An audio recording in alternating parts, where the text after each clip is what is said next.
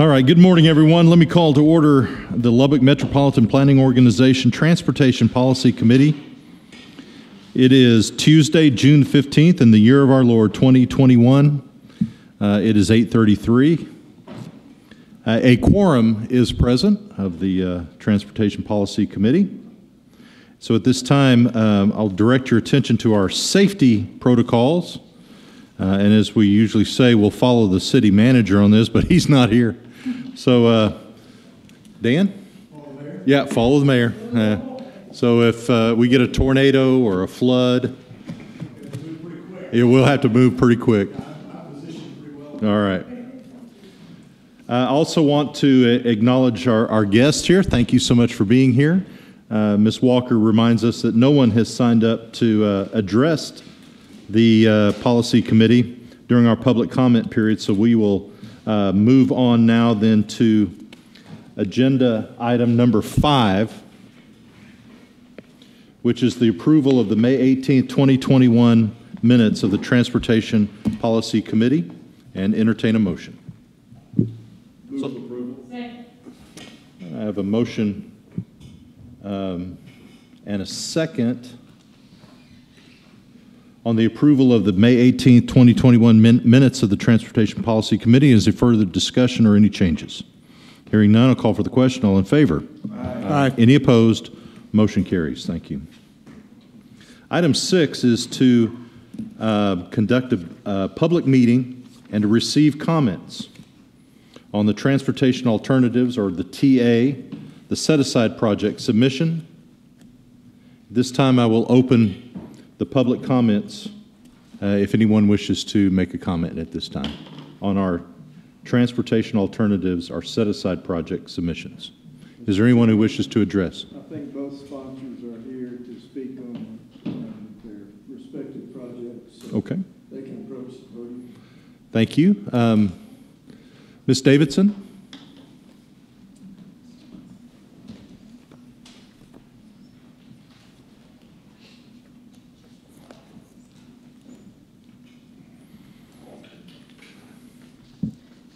Good morning, Jennifer Davidson from Lubbock County. We submitted a project for transportation alternative set aside for pedestrian elements on the second phase of Woodrow, which is the portion in front of that goes from Indiana to Slide, and it will address the pedestrian elements along that corridor and especially along the second high school for Lubbock Cooper.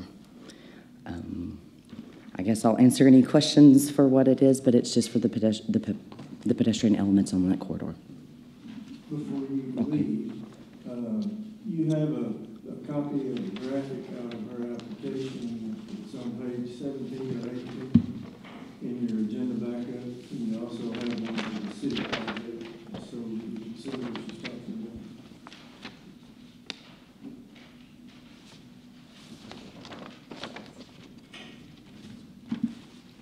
Any questions for Ms. Is there any questions for Ms. Davidson? Yes, ma'am.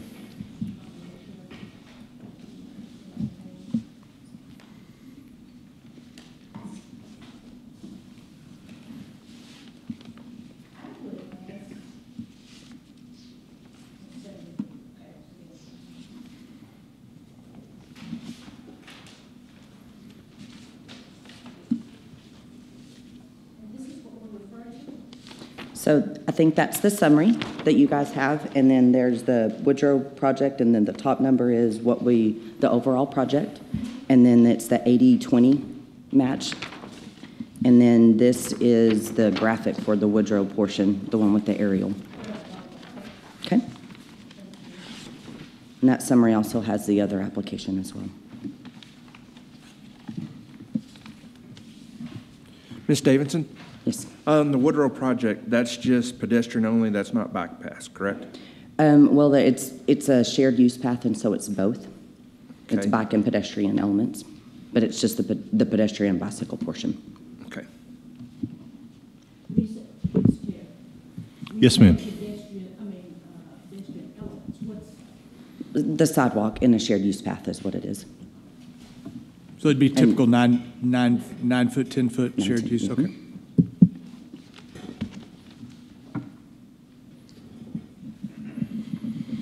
Any further questions or comments about Lubbock County's project under the TA program? Hearing none, thank you. Thank you very much. Mr. Franklin, are you present? Oh, well, everybody's pointing to everybody else. So.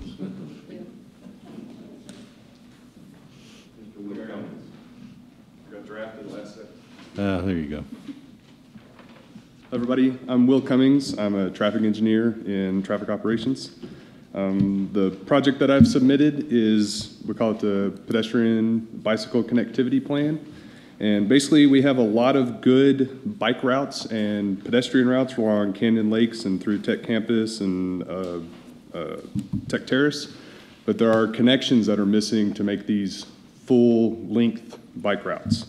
So this plan is to tie in and signalize going across major roadways, putting in curb ramps, better crossings across grade railroads, better signage so that you know where you're going, how long it'll take you to get there, which direction to turn to get to different places. And then also to try to put in pavement markings where the road is shared between bicycles and vehicles. So that way both the vehicles understand this is a preferred bicycle path and the bicycles know where the safest place within the cross section is to ride. The last element of it is a 4-to-3 conversion on Avenue U. So this is a 4-lane road and it cuts straight through a neighborhood, and we want to bring that to a 3-lane section, much like we did with Broadway, to make it more livable, have marked bike lanes, easier on-street parking. We do understand this will reduce the capacity of the roadway, vehicular capacity, but it's well within the carrying capacity of the existing and projected volumes. So I don't know if there's any questions. Is is that avenue, the piece of Avenue U you're talking about, what's in green on, Yes, sir. on this? Is that correct? That's correct. And that goes from March Chart Freeway all the way up to Erskine. And that would connect that neighborhood with the new elementary school that's going to open up That there. was my next question. Okay, thank you. And so if I look at this and look at, I guess this is maybe 26th Street, is that what this is? That's It's correct. cutting east to west? What do all those, explain to me what all those icons mean. So 26th Street is an existing bicycle route, but it doesn't really have any difference other than a couple of green signs every once in a while letting you know it's a bike route, and then some warning signs for the vehicular traffic. We're wanting to implement a wayfinding system wherein as you cross other bike paths, it would say, you know, Texas Tech campus, turn right, 12 minutes, or whatever the average, you know, ride time would be. And then the green marks, which this is kind of zoomed out to show the whole project, but there would be more and more often, is a shared path marking on the actual pavement.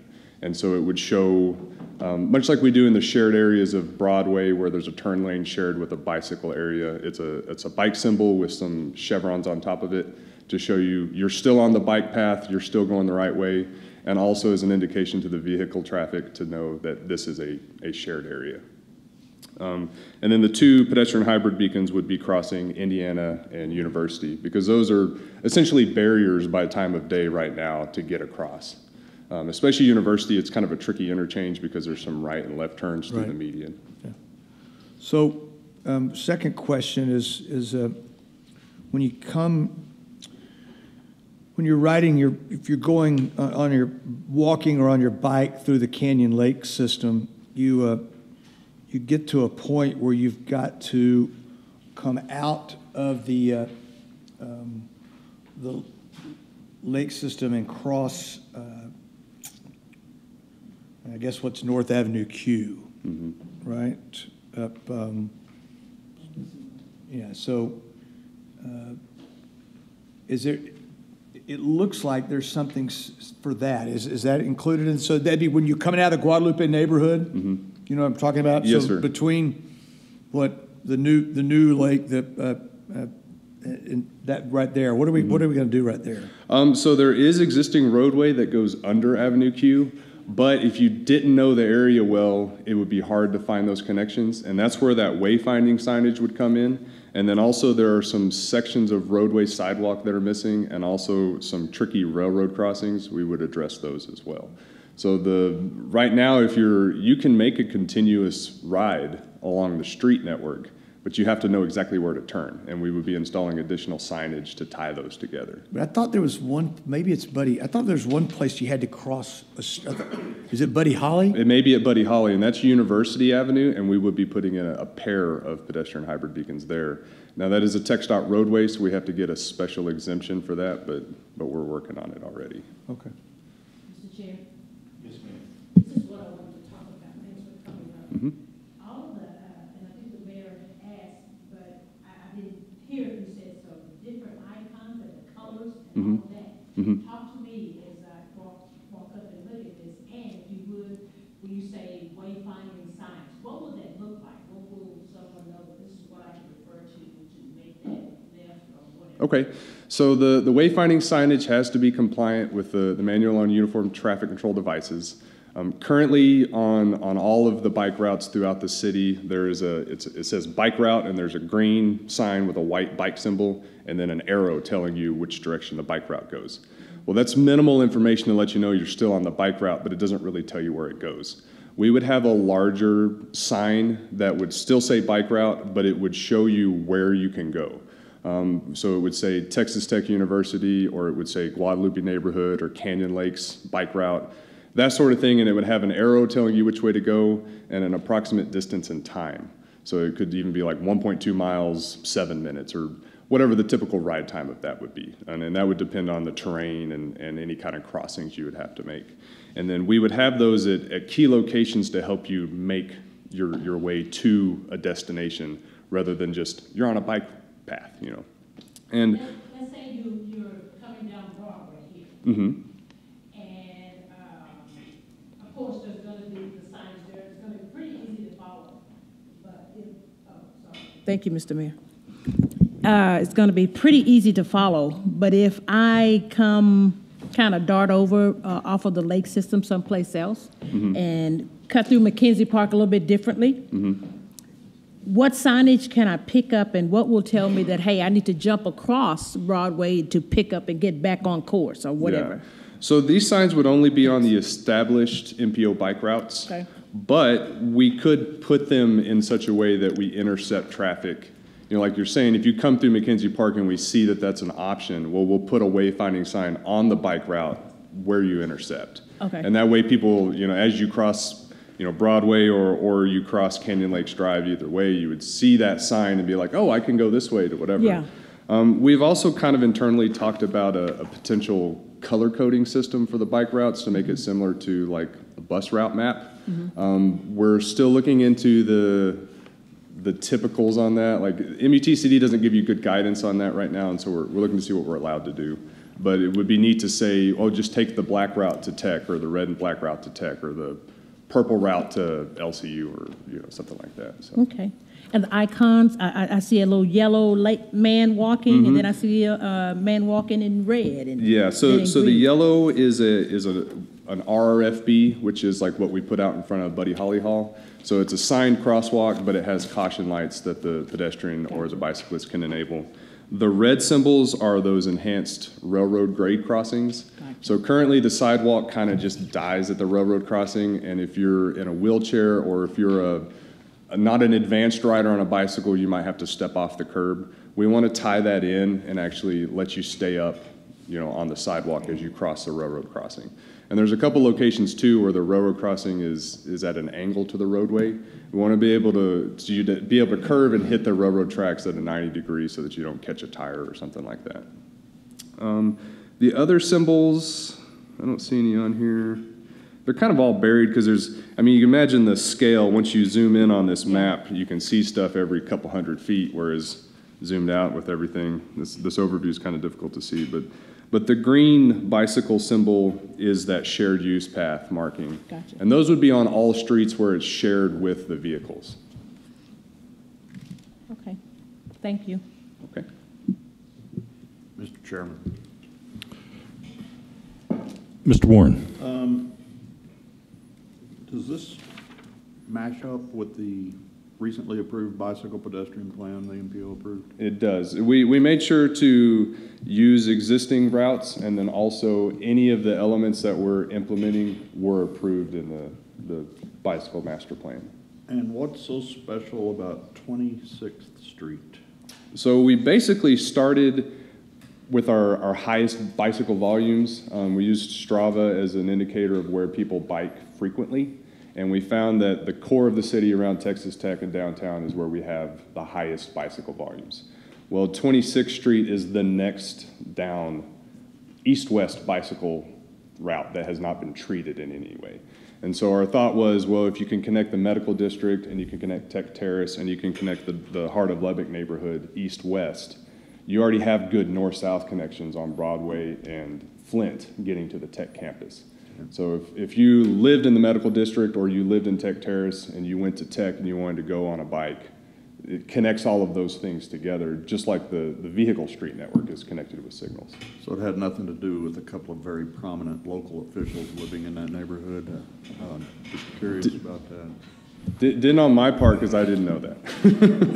I would mention that one of those, I don't know about prominent, but one of those local officials was on his bike on 26th Street just this morning. So just as it would happen, I didn't see you, but we're on different parts of 26th Street, so that's why we wouldn't, the reason I didn't see you is because Mr. Warren built something that it's hard for me to get to you where you are on 26th, but that's a whole nother discussion. And these Fund the wall. these two red dots with a yellow dot, you say are those the Hawk systems? That's correct. So those are pedestrian hybrid beacons, similar to the ones we've installed. Well, we retrofitted the ones in front of the Tech campus, and then we've installed some on MLK Jr., Avenue Q. There's one on North MLK Jr. Where else have we put Hawks? Basically, anywhere we see a demand to get across a busy roadway, but the demand is too low to install a full signal. And so the idea is these typically run free, but we can also coordinate them by time of day. So you can get the pedestrian or the biker across this busy street without delaying the vehicle traffic unnecessarily with a full signal. Okay, thank you. Any other questions for Mr. Cummings? Thank you, sir. All right, thank you all. Is there anyone else to speak on for or against the proposed resolution? Hearing none, I'll close public comments and move then to agenda item 6.1, and that is to discuss and take the appropriate action regarding resolution 2021-07 to award the transportation alternative set-aside funding to the City of Lubbock's Traffic Operations Department and to the Lubbock County Public Works Department for the 2021 call for projects for transportation alternatives set-aside funding. Mr. Jones. Good morning. As I noted in your agenda backup, both sponsoring entities are eligible to receive federal funds. Both projects are eligible for funding. They meet all submission requirements, and they have performed through 4 posted public involvement meetings without any detrimental comments. Both projects have been entered into our Decision Lens project selection tool, and the results are in your backup. And I'm going to ask Kylan to come up and elaborate on her spreadsheets. I think that's pages 17 and 18 in your backup, and you have larger examples of those 2 pieces at your seats as well. So, Kylan, you want to come up?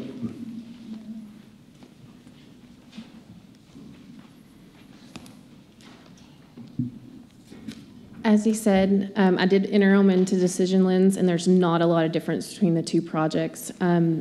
To me, the only reason Woodrow ranked a little higher was because it's a little farther along in the plan development than the city project is. So, I mean, they're very similar. I mean, the difference in the score is just so small.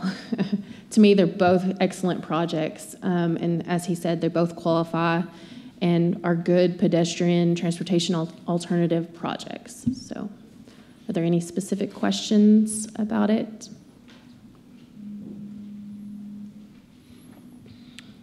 Any questions? All right, thank you. Thank you very much. Now, Mr. Jones, this does not drain the cat 9 funding. No, sir. There is still room for additional projects should they come before the MPO. Correct. You have a funding summary that we'll talk about here in just a second. Let me say in summary, since both projects were so close to each other and there is funding available to cover both, your advisory committee recommended that you award both projects. And we also had a good discussion between the TAC and the sponsors on which one, where they were, if you will, on collateral issues.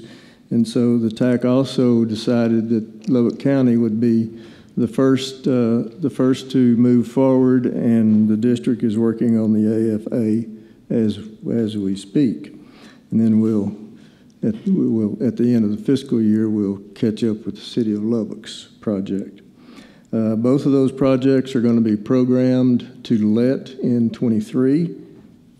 You'll also note on the resolution that the resolution stipulates that we will amend the TIP and the STIP and the 10-year plan and the long-range plan to accommodate both of these projects. That being said, you have a funding summary, as the judge alluded to, at each of your stations, each of your seats, and you'll see on that summary that the total program call, or the cost of both projects, is $2.5 million. The 80% contribution from the MPO is $2,019,170. The 20% match from both of those sponsors will total $504,000. And so we have, to start with, $3,259,000, and it leaves then $1,239,000 to reallocate. That's our unobligated or unallocated balance of Category 9 funding through 2024. Okay? So unless you have questions, I would ask you to support the resolution, and we'll fund both projects. All sounds like a good deal to me. Move to approve. Second. I have a motion from Mr. Warren. I have a second from Commissioner C. to approve the resolution 2021.07. Is there any further discussion? And hearing none, I'll call for the question. All in favor? Aye. Are there any opposed? Motion carries unanimous. Thank you.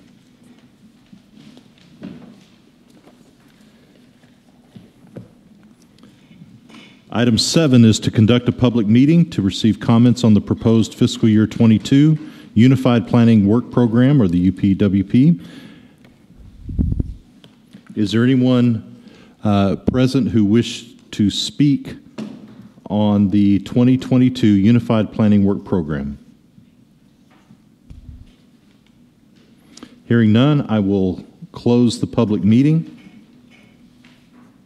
and move to agenda item number 8, conducting a public meeting to receive comments on the proposed fiscal year 22 amendment to the Lubbock Metropolitan Planning Organization Public Participation Plan. Go back. We need to go back one? Go back okay, I was watching you. Okay. Go back to 7.1.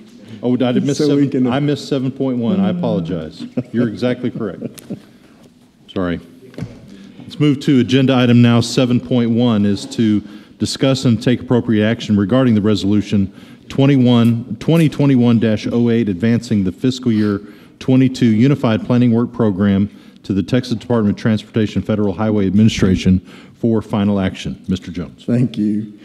You'll note that in your backup I wrote of a re-energized focus in our budget on freight movement, rail carriers, other intermodal carriers, namely pipelines, and airports. We will also continue to explore ways to utilize GIS more to organize, disseminate, and analyze data. FHWA's heightened awareness in their performance management initiatives also require us to build stronger relationships with the local emergency management officials that operate in our metropolitan planning area boundary with an eye toward evacuation route planning and mitigation of stormwater issues. I also noted an increased use of ITS technology and TSMO, which is Transportation Systems Management and Operations programming, to assist in congestion management, incident management, and overall system safety and operations efficiency. We will continue to work to increase the effectiveness of the South Plains Rural Planning Organization, which is our sister planning organization, by enhancing their role in our planning process.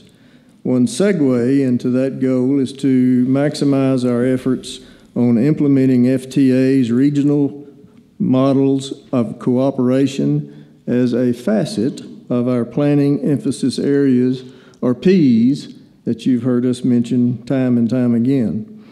That guidance tells us the MPO and the state DOT, represented by the district, need to think and act beyond traditional borders and adopt a coordinated regional approach to the transportation planning process.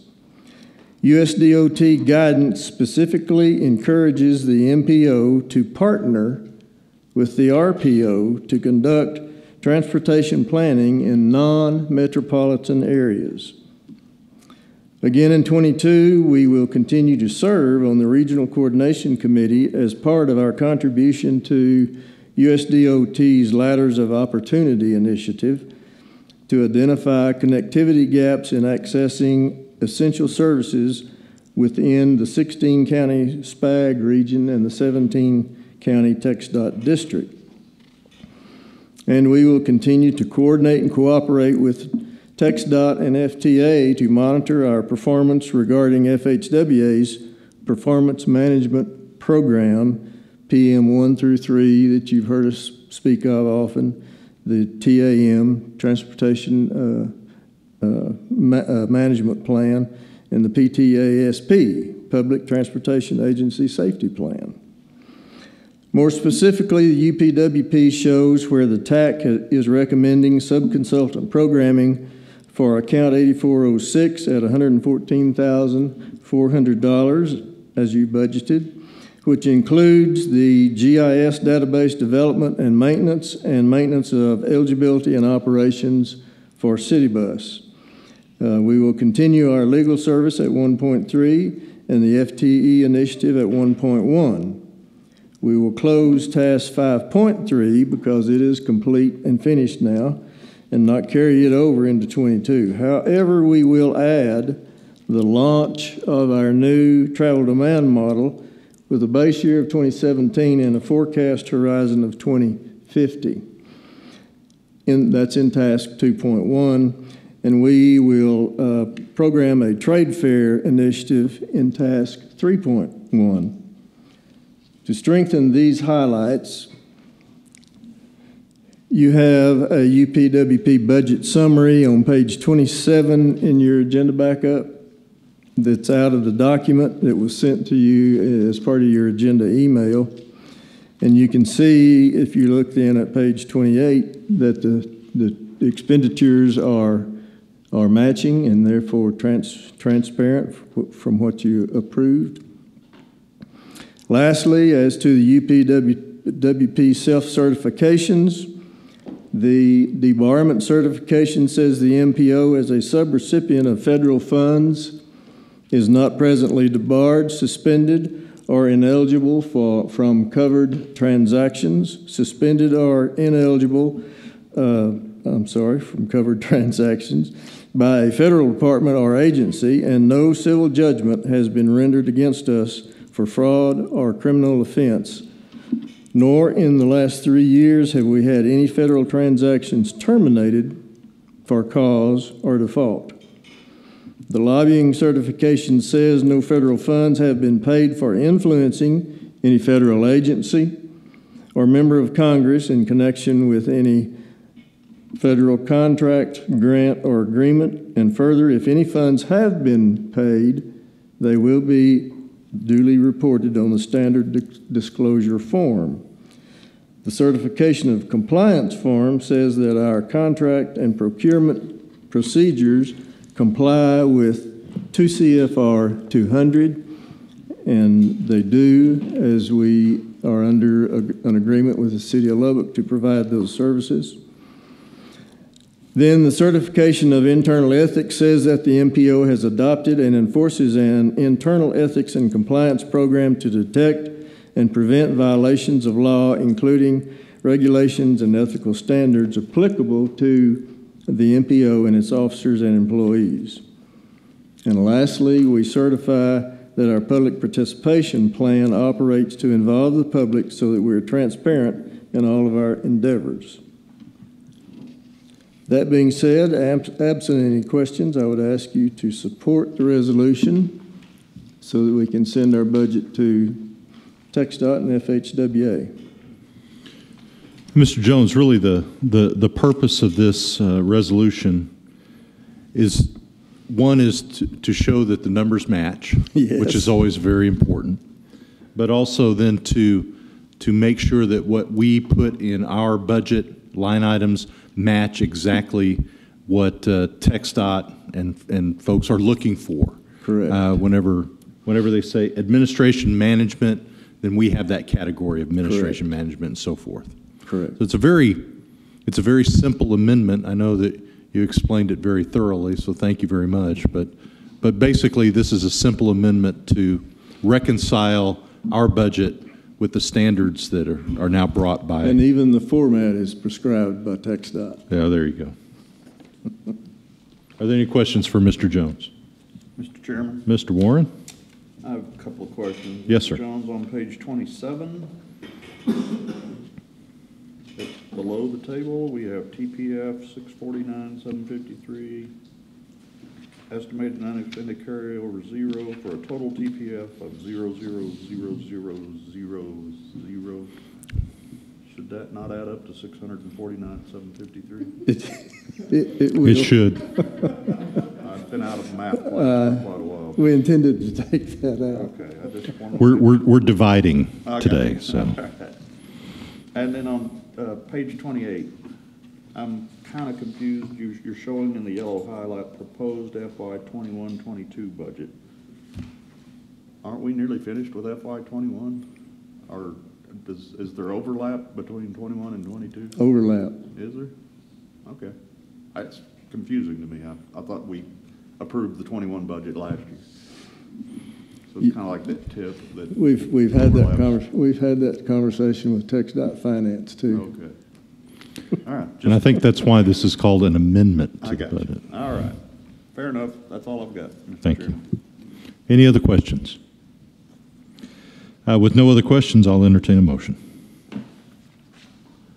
Move for approval. I'm sorry, who that? Oh, Chris, okay, thank you. I'll second. I have a motion by Mr. Mandrell. I have a second by Mr. Warren to approve Resolution 2021-08 as presented. Any further discussion? Hearing none, I'll call for the question. All in favor? Aye. Are there any opposed? Motion carries. Thank you. Item 8 is to conduct a public meeting to receive comments on the proposed fiscal year 22 amendment to the Lubbock Metropolitan Planning Organization Public Participation Plan. Is there anyone here to speak on, for, or against our proposed fiscal year 22 amendment?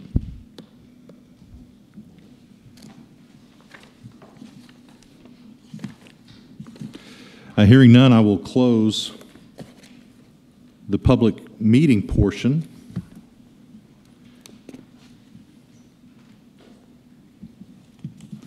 And to remind staff that there are 3 remaining scheduled public meetings for July 6th, July 12th, and July 20th.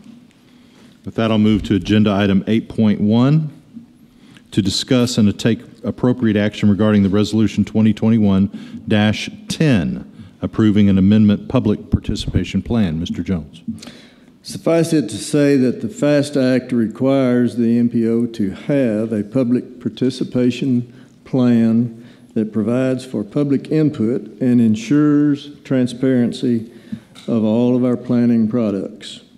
That being said, the FAST Act ushered in several new named stakeholders that we are required to consult with and offer a, quote, reasonable opportunity to comment, end quote, on our plans, including agencies who are involved with local planned growth, economic development, tourism, natural disaster risk reduction, environmental protection, airport operations, and freight movement. As you can see by the resolution on page 32 in your backup, we have added those categories or those contacts and have also added to the consultation and reporting requirements for FHWA's new program of performance management initiatives, or the performance measures, as you've heard us talk about from time to time, PM 1 through 3, the TAM, and the PTASP. We've also included provisions that allow us to do virtual meetings, as we have done recently. So absent, again, any questions with those additions in mind, I would ask you to support the resolution and approve our amended PPP, Public Participation Plan. Are there any questions for Mr. Jones? If there are no questions, I will entertain a motion. Move for approval. Second. I have a motion by Councilman Griffith, second by Commissioner C, to approve Resolution 2021-10, amending the Lubbock Metropolitan Planning Organization's Public Participation Plan. Is there any further discussion? Hearing none, I'll call for the question. All in favor? Aye. Aye. Are any opposed? Motion carries.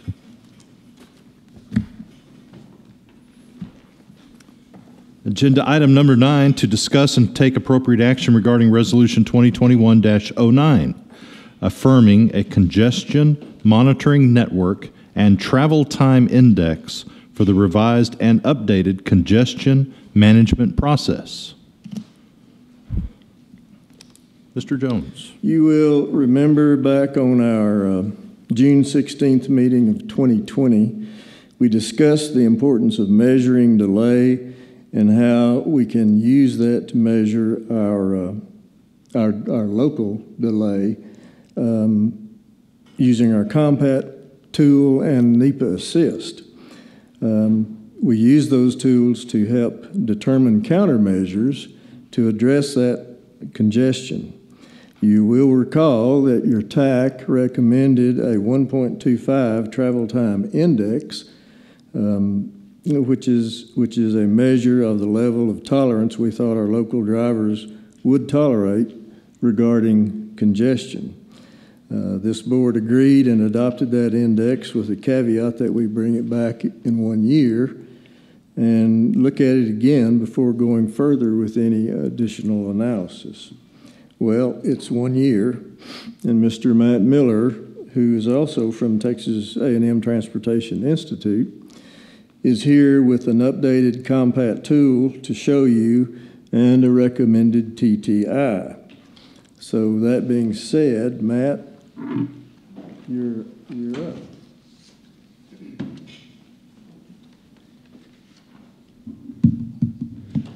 Good morning. My name is Matt Miller, and I'm with Texas A&M Transportation Institute.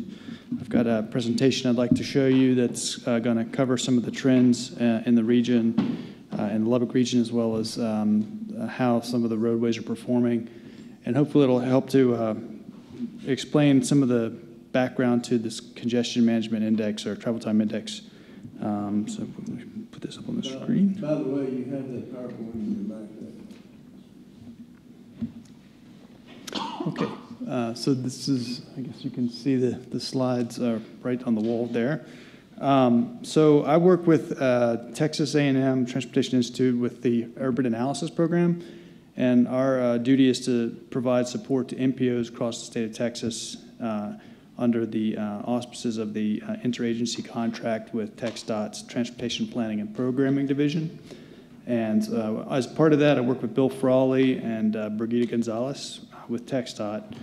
For the past 2 years, I've assisted with development and outreach in a unique visualization tool that is open for everybody to use here in the chambers. And for traffic congestion data, taking data and putting it into a web visualization so it's laid out over a map. And so I'd like to cover some of those congestion basics and provide a look at some of the underlying trends. In this presentation, I'll first discuss congestion concepts within COMPAT and then cover some of the trends for the Lubbock region. The Lubbock MPO is required to develop and maintain a CMP.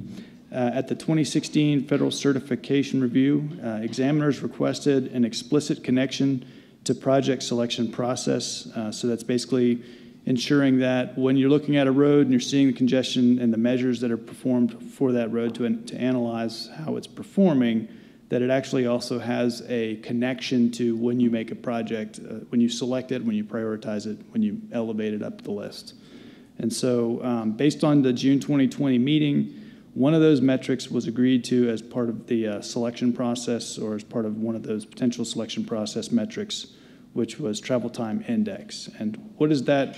Travel time index is essentially the ability to tell how your roadways perform during the key peak congestion periods of the day.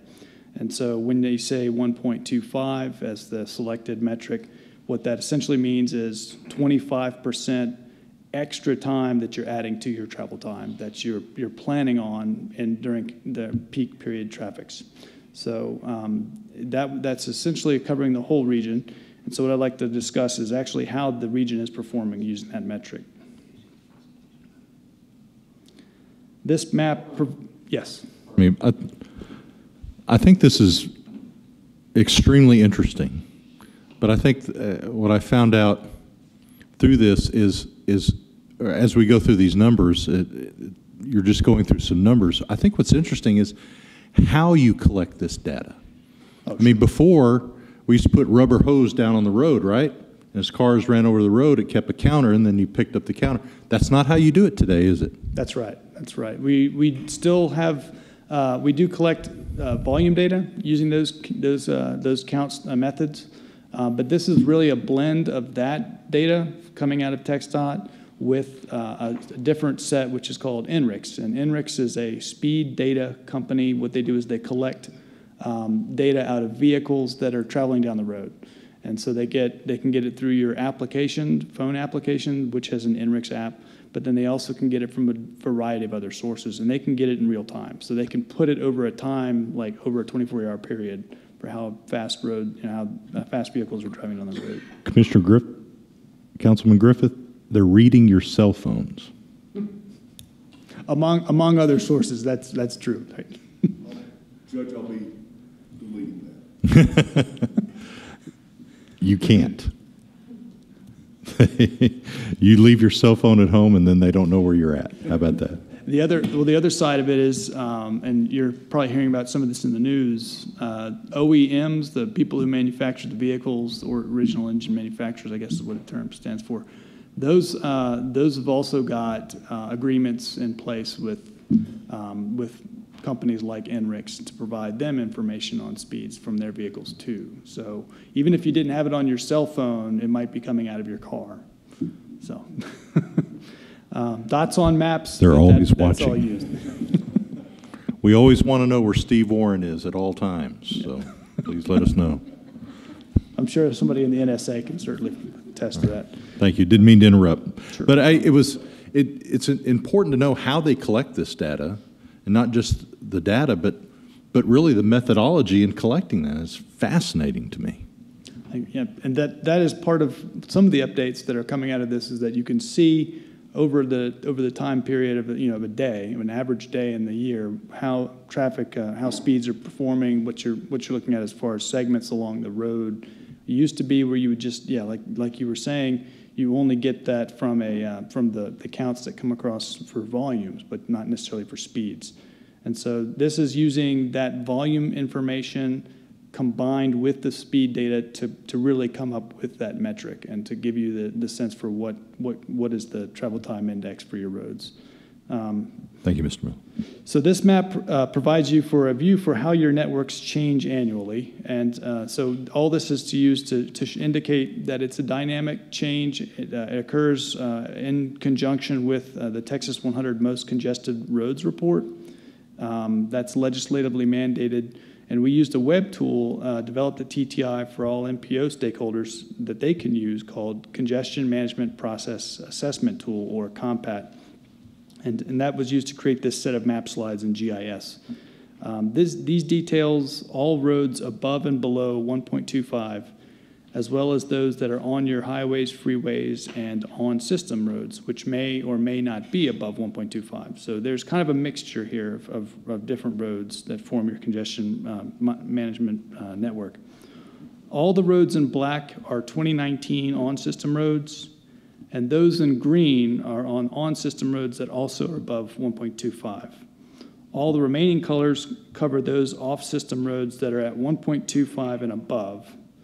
And I also highlighted in circles the 2018 CMP roads that no longer appear on the 2019 CMP network due to either a change in the record type or a change in the TTI performance thresholds below 1.25.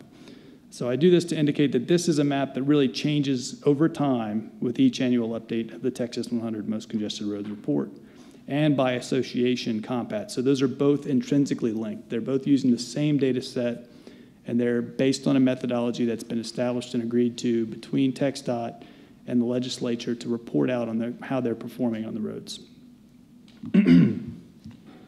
Within this network, there are corridors listed. I've analyzed the top 30 roads from the Texas 100 Most Congested Roads report for your region, and I found that your average TTI of all these roads was about 1.07. And so this 1.07 travel time index basically means, as indicated before with the 25%, that you'd need 7% extra time budgeted to travel across the Lubbock network in commute conditions. And your region-wide average for TTI includes all roads beyond the top 30 as 1.07. So this really fits with TTI for the most congested roads as well. So if you're looking just at the top 30, it's at 7% extra time. If you blow it out to the whole network and you look at every single road, it's at 1.07. So they really are about the same. When you begin to look and you look at narrowing the lens down to smaller and smaller Before you leave segments. that previous slide, Yes, if you would, please. So a couple things stand out to me. First of all, do I understand that you've identified one of the places where we have congestion is on the East Loop? That's correct. That's correct.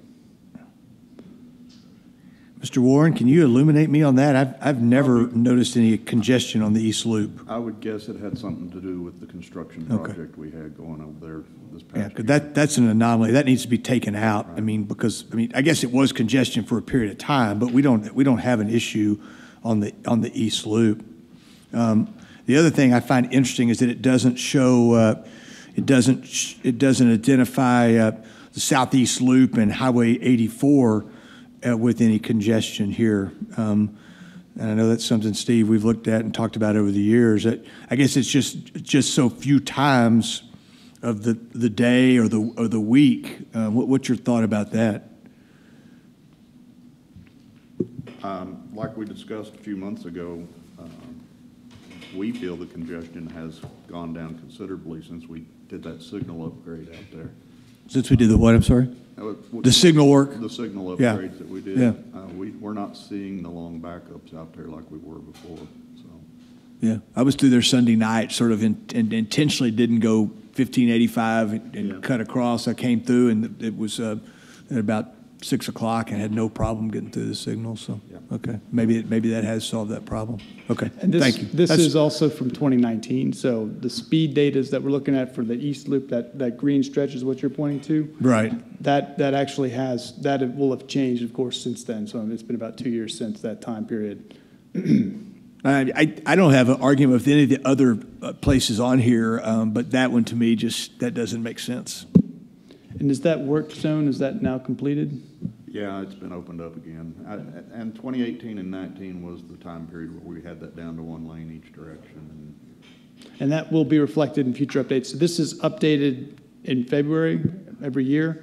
And so in February of next year, we're going to have a little bit of a doozy figuring that one out because of the impacts from COVID-related traffic shifts that occurred from that. And so we have to take that into account somehow. So there'll be a big asterisk probably on the next update of this to try and in February of 22, you get 2020 data. That's right. In 2022, we'll get the year before. So we get basically 2020 speed data in 2022. So that's essentially 1 year back from when the label of the annual report is provided. So when they say the Texas 2020 annual 100 most congested roads, they really are using 2019 speed data. And so for the 2021 report year, they're using 2020 speed data. And so that's basically in February, we're labeling that as the 2020, I believe, yes, it'll be 2021. I'm getting a little confused on this. Sorry about that. Thank you. Sure. That answered my question. Thank you. So I was trying to narrow this down to some of the corridors, so you can actually see some of the metrics that are associated with the Slide Road, which is one of the top-ranked corridors in the region. So I just drove that this morning. You can see that when you begin to narrow the lens to a smaller and smaller segment, Compat affords you the ability to look and drill in on those.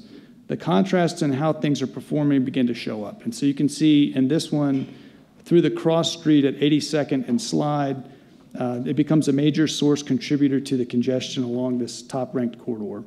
The red along the frontage road near the north end of the corridor also shows that there is some potential for signal adjustments or even perhaps a ramp reversal, which could achieve improvements in congestion reduction.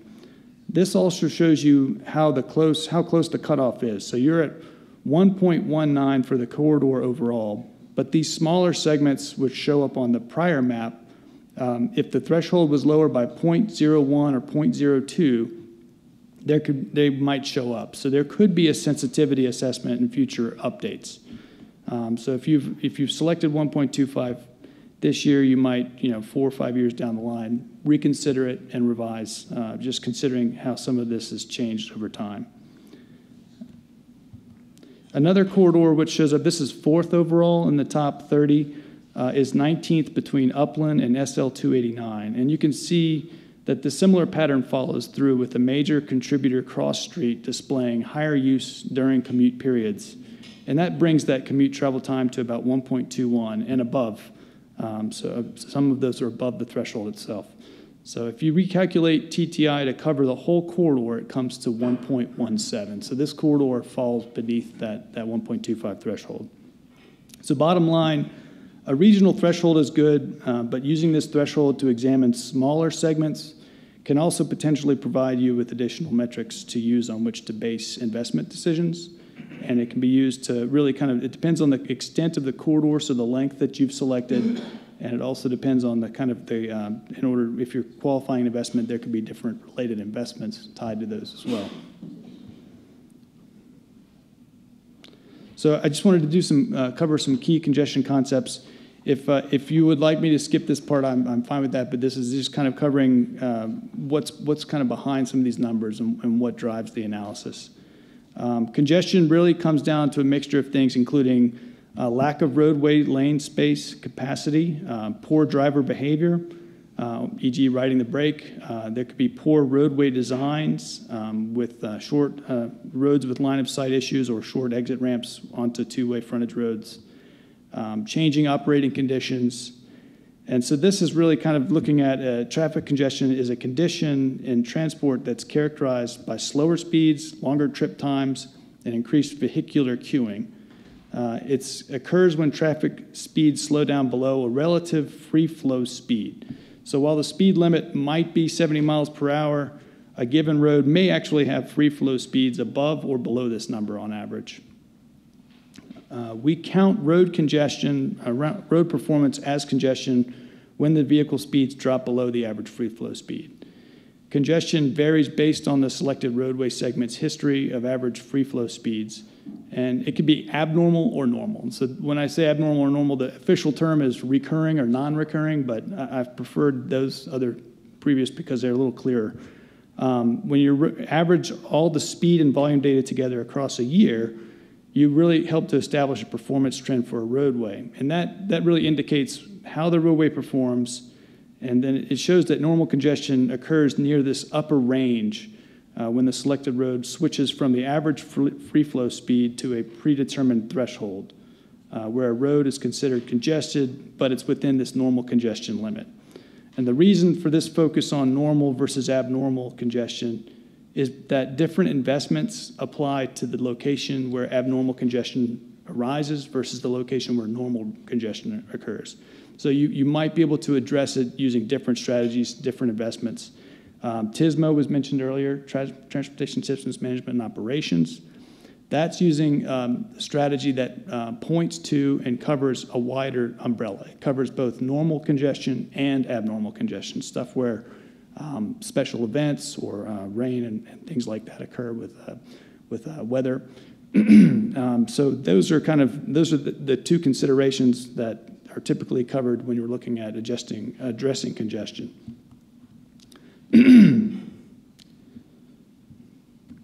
So considering a road like the entire length of US 84 through the Lubbock Regional Metropolitan Area boundary, this corridor has an average free flow speed of about 46 miles per hour in 2019.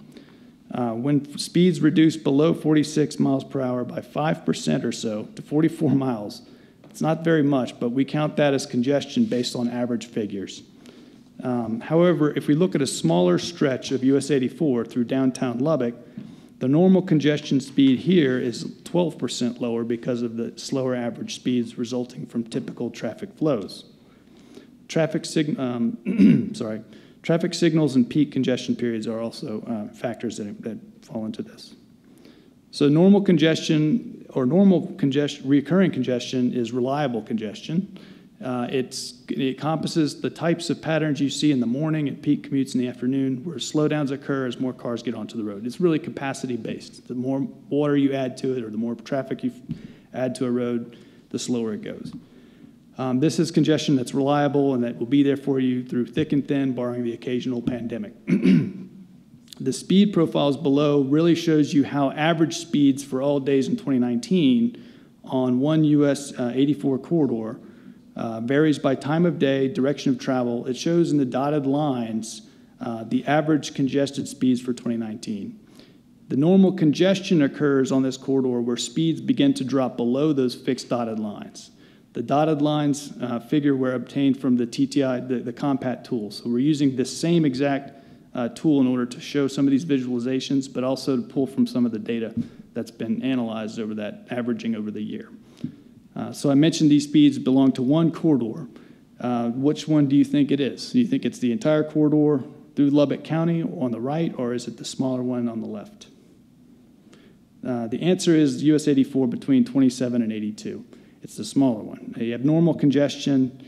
It's also inherently linked to location and time, and the speed profiles show that every day around peak hours, the congested speeds on this corridor go beyond the annual average congested speed of about 27.3. They drop below, more than 6% below the average congested speed to 25.6 miles per hour. So it's really specific measurements that are coming out of vehicles that's mixing that vehicle data with the counts that are coming off of the TxDOT volume count data set. So it's that mixture that allows us to really pinpoint and get some exact figures on how a road is performing on segment by segment basis. So I have another question for you. Do you think that this traffic congestion that drops below that green dotted line, do you think that's abnormal or normal? That's normal. Exactly. Because the average speed for each hour shown here is an average of all Wednesdays shown across 2019. But if you drop below that line, and where those red arrows are, that's where you start to hit abnormal. And that's where you start to see things like incidents, crashes, special events. There could be football games or whatnot. So those are the kinds of things that then you cross over into a domain of TSMOS, transportation strategic management, operating signals better, retiming them, considering incident management to clear roadways where crashes are occurring, things like that. So this speed profile graph shows you can obtain the average speeds of each hour by day. This is a function that you can click on and plot within Compat pretty quickly. So it's something that if you are interested in learning more about or how to navigate your way through Compat, doesn't take very long to learn, but it's something you can also start to look at if you have the gumption to go and look into your own corridors that you like to see. The Transportation Operations Research during the second Strategic Highways Research Program looked at 7 causes of abnormal congestion, which tend to squeeze capacity beyond this normal. So this is a little more background. I'm not sure if y'all really want to learn more about this or not, but these are the 7 types of causes that drop that speed below with those, as per those arrows in the previous slide. But this is really kind of showing some of these, and this is an example of how one lane being closed can squeeze capacity with lights on, just on a vehicle on the side, on the shoulder, showing how this can affect traffic flows. You've got your special events coming from holiday traffic. You've got special events or not special events, but you have you have stuff that occurs around sporting events. So this is all drawing from getting into a little bit more on the history of what this the annual Texas 100 Most Congested Report. In response to increased congestion, 2009, the Texas legislature mandated that Texas DOT produce annually a ranked list of the most congested roads in the state. This list measures congestions by the number of extra hours of travel time, also called delay, that's experienced by travelers on each section of the road that is analyzed. And because of the significant delay values in the most congested corridors, the length of time needed to create solutions to major mobility challenges, the roads in the top of their list changed very little from year to year. It's pretty similar. Text.Rhino's data set provides the source for traffic volume data, which then gets integrated with private speed data provider Enrix. So I covered a little bit of that earlier, but these are averaged over the course of 1 year, and since 2009, this data set's gotten better and better. So it's really kind of maturing over time. And since then, you can see that where you had a lot of dips and spikes early on in the gathering of this data, it's really evening out and creating a solid trend line. And it's one in which we can stand on, in which we can make reasonable assumptions based on the annual updates. The purpose of Compat is really aimed at MPOs and stakeholders associated. So it's really focused on congestion management process planning, especially within TMAs, which Lubbock falls within the transportation management area. It's performance-based planning and programming and corridor study development as well. So it's got uses beyond TMAs. Compat is updated annually in the February timeframe. The data sources are the same as Texas 100. It's intended primarily as a diagnostic web tool. So it's oriented toward planning side of most agencies. We created it after basically looking at this same data set, and we put it into a data table that then you can select from and to. So it basically allows you to click on a map and you can build your own corridor. You click on one location in the map, you click on another. If it's on the same functional classification and road identity as Rhino contains, then it will allow you to build a corridor up and down that road. As you saw with US 84 earlier, you can click almost across the whole region for that one road segment or within any part of it. So I was going to post the link and then walk you all through the website, but I don't think I've got internet connectivity, so I'm just I'll skip that part. A quick note on the underlying data and its maturity over time.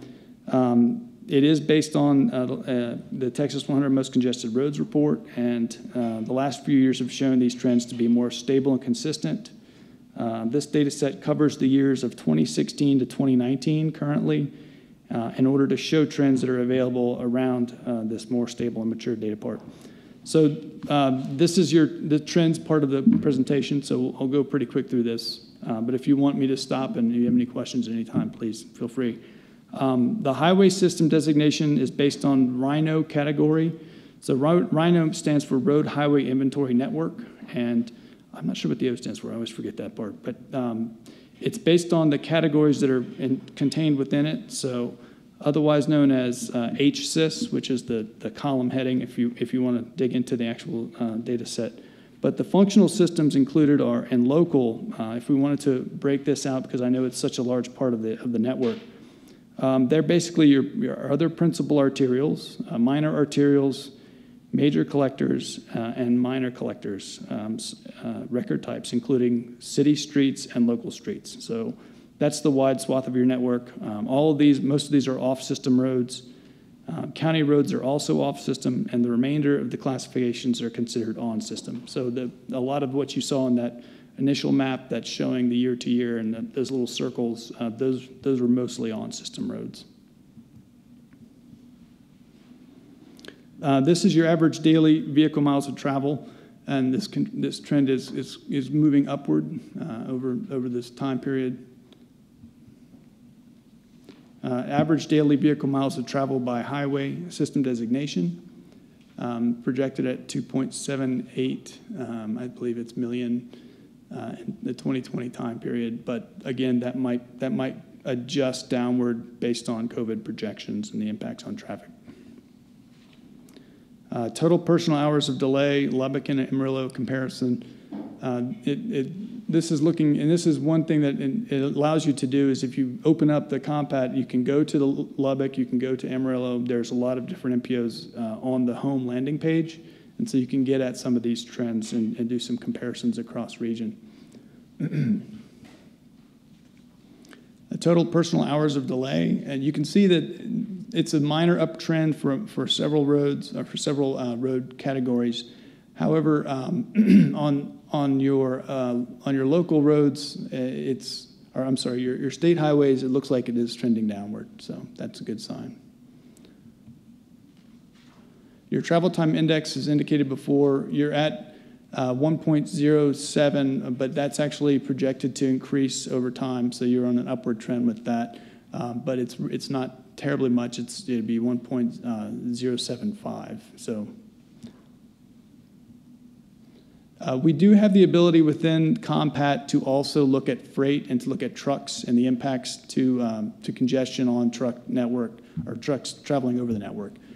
This is afforded to us because of calculations done by TxDOT within RHINO, but in counting volume, but also there's ability to obtain that information from INRIX as well. So in combining those two speed data set and volume data sets together, we can parse out trucks traffic on this as well. And so yes, you see a clear trend that's going upward for truck planning time index 80 and planning time index 95. A quick word about those two measures. You're using travel time index now. That looks at peak period traffic. Planning time index looks at traffic beyond the peak. So if you're looking across all 24-hour period, what's your travel time reliability to travel across the network and ensure that you're going to arrive on time.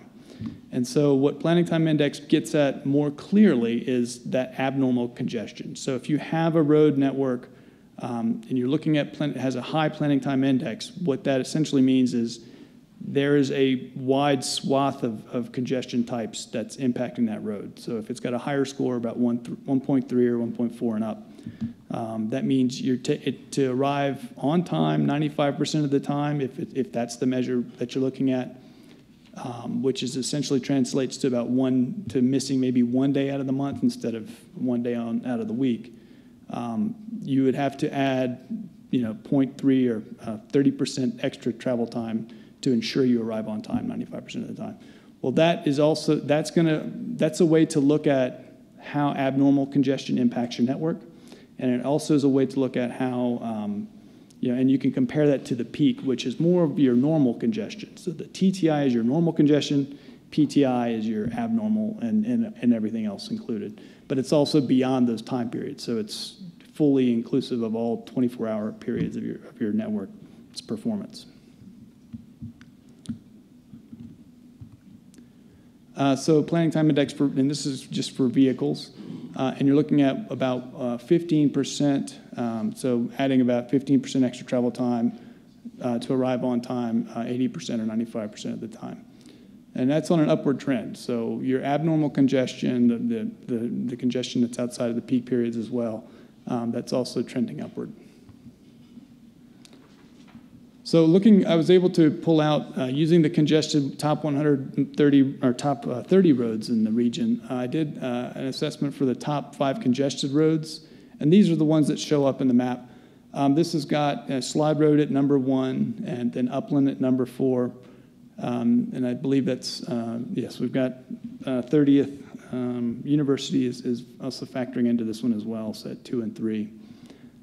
So these are basically how, and you can see how earlier in 2017 you had a pretty large increase, and then it dropped back down, and now you have it kind of evening out at 2019.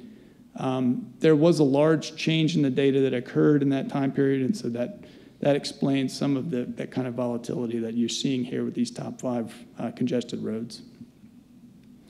Uh-oh. I think my computer just turned off.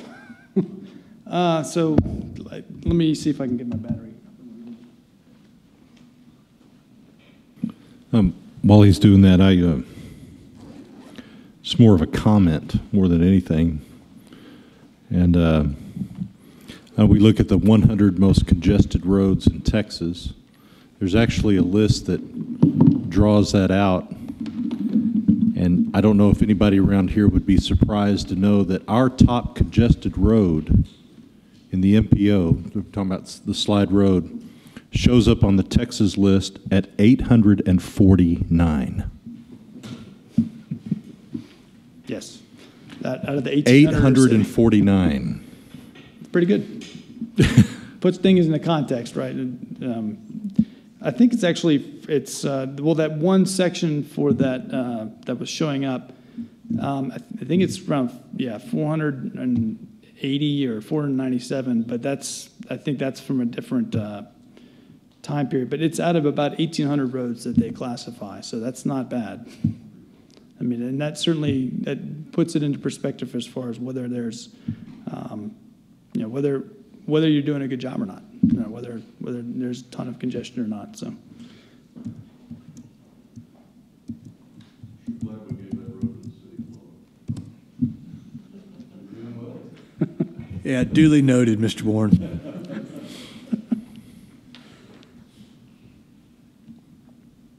Okay. Delay takes into account both normal, abnormal delays we covered earlier.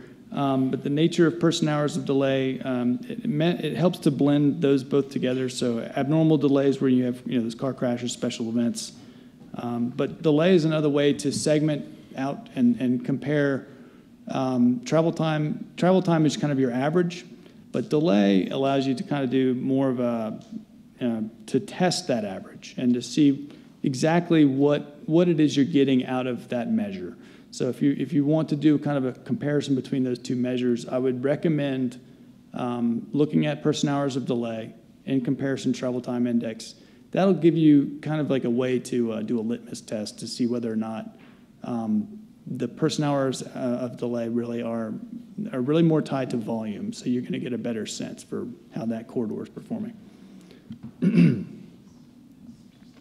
The performance history of the top 5 congested roads for AADT, this is also on a pretty stable trend, equal across the area.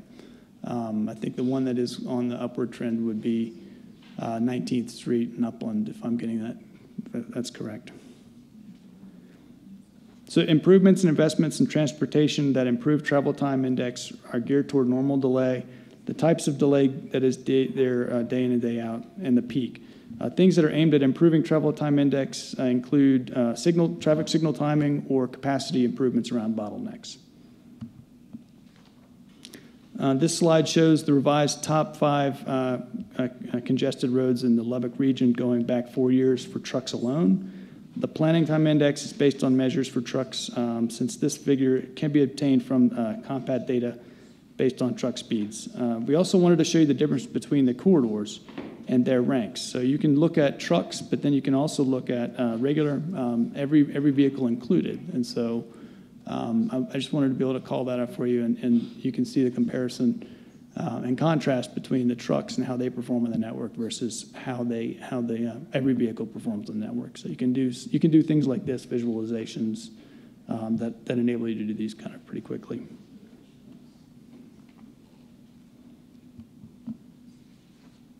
And this slide shows the average daily truck vehicle miles of travel. So that's, again, it's a volume type metric, but it's also the ability to parse out some of that from the rest of the data set. The third ranked road, 34th Street, has the largest daily vehicle miles of truck traffic, followed closely by the fourth and first ranked corridors. But you can also see that these trends, as I was indicating earlier, they're starting to converge. You can see that around 2019, among the top 5, you're having really a stabilization of the types of data. And that's a sign of the maturity of the data set as we do this annually, every year. So it'll be something that I think it will be of higher and higher value going forward. This shows the average daily truck traffic vehicle miles of travel. The third ranked road has 34th as the largest daily vehicle miles of truck traffic, followed closely by the fourth and first ranked corridors. One reason to explain why 34th Street comes in so high, but it doesn't rank the highest, is the length of the corridor. So again, that's setting the aperture of, like, sort of, if you're taking a picture or a snapshot of this corridor, it really depends on how long you've selected it. And for the Texas 100 most congested roads, they select longer length corridors because they're relying on sort of a more of a volume-based approach or metric. But with Compat, you can really drill into the intersections. You can look at smaller lengths or smaller segments. You can orient it towards how you want to view the network. Mr. Chair. Yes, Ms. Sheila Actually, Patterson-Harris. in reference to the 34th Street, it says Milwaukee to I-27. Actually, it extends past that. So it's a combination of names? Or? No, on where it says Milwaukee to I-27 actually extends past I-27, and actually, I wouldn't be surprised if it hits that Avenue A mark. Yes, that's right. And that is actually, I think that's, the length of that corridor, actually, there's a cutoff, I think, at some point because of the classification, but I might be wrong about that. If I had internet, I could show that pretty quickly, but there are some changes that occur allowing you to highlight different lengths of the corridor, and that's based on that classification. So we're kind of wed to that TxDOT data set, and we can't really break up the classifications that come with that. But I think that one actually does extend to that, and then after that road length, it becomes another classification type within TxDOT. So we couldn't really analyze beyond that or select a longer corridor. And that concludes my presentation. So thank you for indulging me and help walk through some of these congestion metrics and their concepts behind it. And I thank you very much for the opportunity.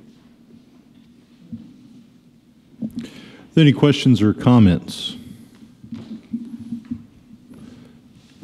Kind of back to my original comment. I think we all here get phone calls and emails about, congestion, but it's really hard to.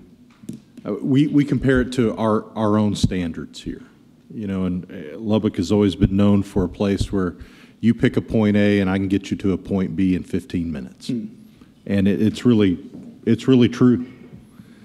And so when we talk about congestion, we don't really talk about it as problems.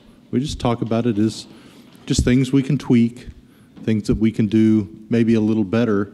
But in the grand scheme of things, I think the Lubbock and Lubbock area is doing a great job of moving people and moving trucks and moving cars around our communities. And so I think more than anything, I want to commend Mr. Warren. I want to commend you for what you're doing, and the city as well, and out in the county, and and how we're moving people around. And I think it's reflective of when you compare us to other regions of the state. And I know they got big population centers in Harris County and Dallas and Travis and Tarrant, but even when you compare us to other regions of our size, we're doing a great job here. Yeah. And I really would like that to be foremost and known. That's accurate. Amarillo MPO, if you're looking at their region, comparing it to this region as well as Permian Basin MPO, those are kind of similar regions, and you are correct. It's exactly. I think you are performing very well. The trends are doing well for you. There are always areas you can improve. So that is where Compact can be used. And if you do have an interest in being able to kind of play around with the Compact set, I'd be happy to give you all an actual walkthrough of the site. I could do it virtually or through online means, but that'll show you the ability to highlight corridors that you might be interested in and see how they're performing. So maybe your own commute. I was able to show my commute from Cedar Park. I live in the Austin region downtown to show how I encounter traffic day in and day out. And so I can show you all how to do that too if y'all want. You take I-35 or MOPAC or? Oh, I avoid I-35. Yeah, I don't blame you. Price of happiness. Or that's number 3 on the list, by the way, if you want to know. The top 100 congestion roadways. Just wait till we get Loop 88 up and running. Yeah, well thank no you kidding. again. No kidding. Thank you, Mr. Miller. And with that, we will take the appropriate action regarding Resolution 2021-09, affirming the Congestion Monitoring Network and Travel Time Index for the revised and updated congestion management process. Mr. Jones. I don't have anything else to add. I would just ask your support of that resolution, and we will continue our analysis. I'll make that motion before Mr. Jones decides he does have something more to add. Second. I have a motion by Mr. Warren, a second by Mr. Griffith to approve the Resolution 2021-09 regarding the congestion management process. Is there any further discussion? Hearing none, call for the question. All in favor? Aye. Are there any opposed? Motion carries unanimous. Thank you. Thank you, Mr. Jones. And thank you, Mr. Miller.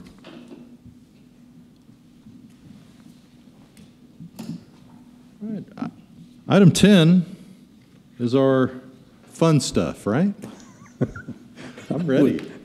I will forego the fun stuff in the. No. No, you want to hear it? All right. I want one, just at least the first one. Okay.